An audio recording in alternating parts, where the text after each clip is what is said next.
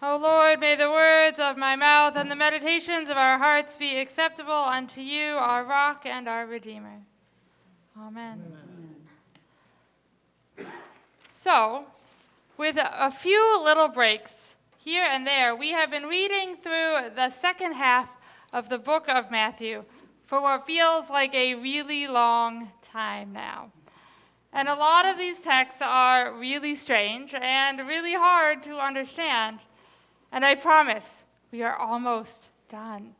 Just 2 more weeks after this one, and we move on to Advent and a whole new liturgical year. And you won't have to hear anything more about Matthew and his apocalypse for another 3 years. But we are not quite done yet. And so here we are, standing with Matthew once again, staring at the end of the world. And this week is a bit of a doozy. In our reading this week, we have this story from Matthew about these bridesmaids waiting for the groom at a wedding.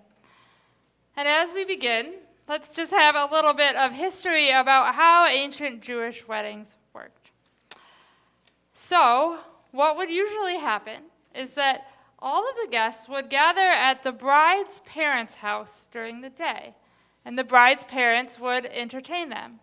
And then at dusk, the groom comes, and there is a ceremony, and then he leads a torchlight procession to his parents' house, which was often in a neighboring village. And there would be a huge party that would last for days. And it was also one of the few opportunities for young, unmarried women to meet eligible men. So making a good impression was extremely important. But this time, for some reason, the groom is late. They wait so long that they all fall asleep, and when the groom finally comes, some of the guests have enough oil left for the procession, and some don't. And the ones who have run out have to quick go and find more, and they end up being so late that they get locked out of the wedding. And it's a weird story, because it really runs counter to a lot of what we genuinely think we should be doing. But in doing so, it gives us maybe some wise lessons about how to live in trying times. First, it seems so harsh that these women without oil get locked out of the wedding when they arrive late. We, not so long ago, heard these passages about how we are supposed to forgive again and again. And this seems to run pretty counter to that. But the reality is, dear people, that there are some times in life when it really can be too late. And remember that Matthew's community is filled with refugees from the destruction of Jerusalem. And like many communities that have suffered this kind of trauma, I am willing to bet that a lot of people from their original community never made it out of Jerusalem or didn't survive the trip. They know better than most that if one is not properly prepared, there may be no coming back from a disaster. But even stranger to many is the fact that the wise women don't share their oil. Loving your neighbor as yourself and caring for others is one of the central tenets of our faith. We just talked about this being one of the greatest commandments not 2 weeks ago. These wise women don't seem to be living up to that command. And yet, they are the ones who are praised. They are the ones who are lifted up as wise and faithful. But remember, this was a procession with a definite destination. They were heading to the groom's house some distance away. If those who had enough shared with those who had none, all of the lamps would have burned out before reaching the house, and the whole procession would be lost in the dark. Jesus' commandment says to love your neighbor as yourself, which means you cannot truly love and care for your neighbor if you do not love and care for yourself as well. You cannot give what you do not have, and you cannot share until you are totally empty, or everyone will become lost right with you.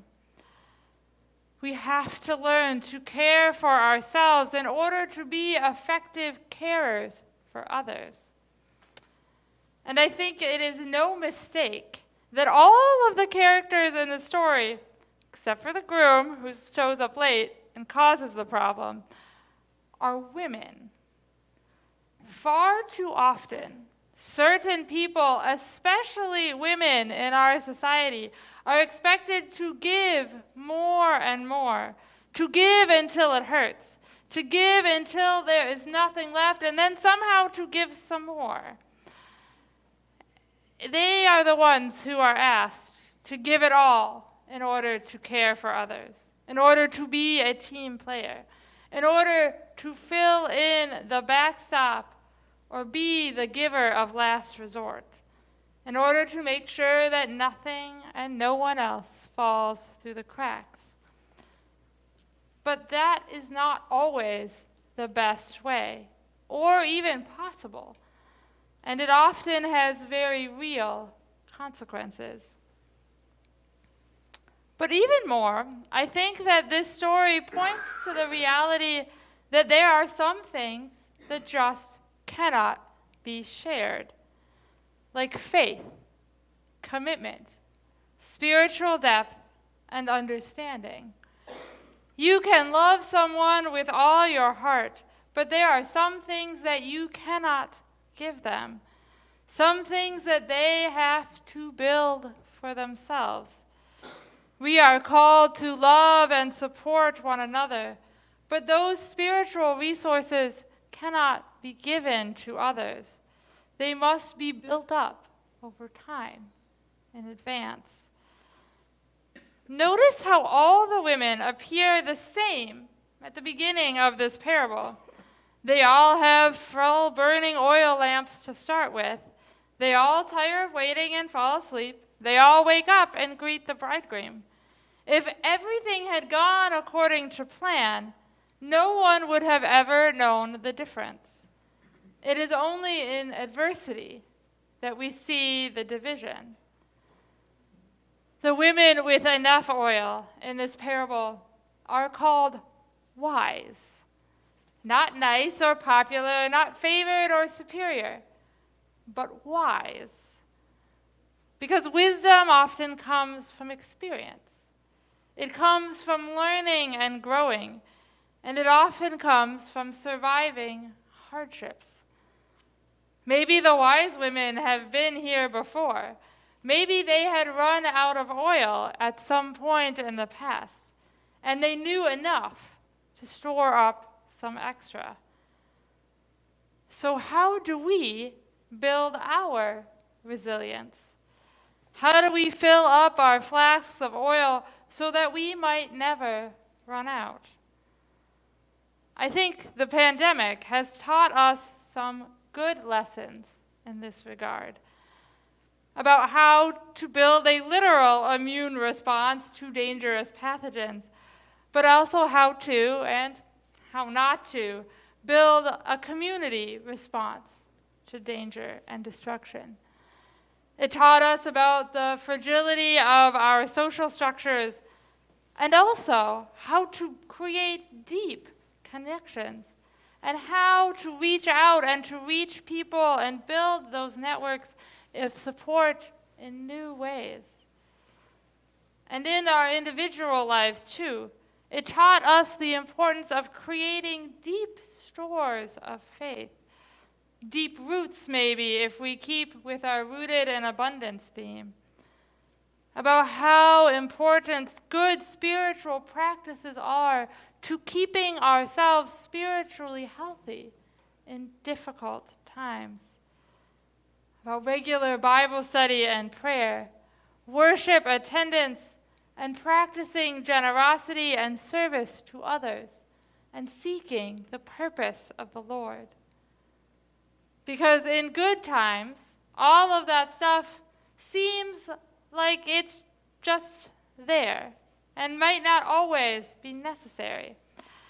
If everything goes according to plan, that little bit of oil in your lamp may be sufficient.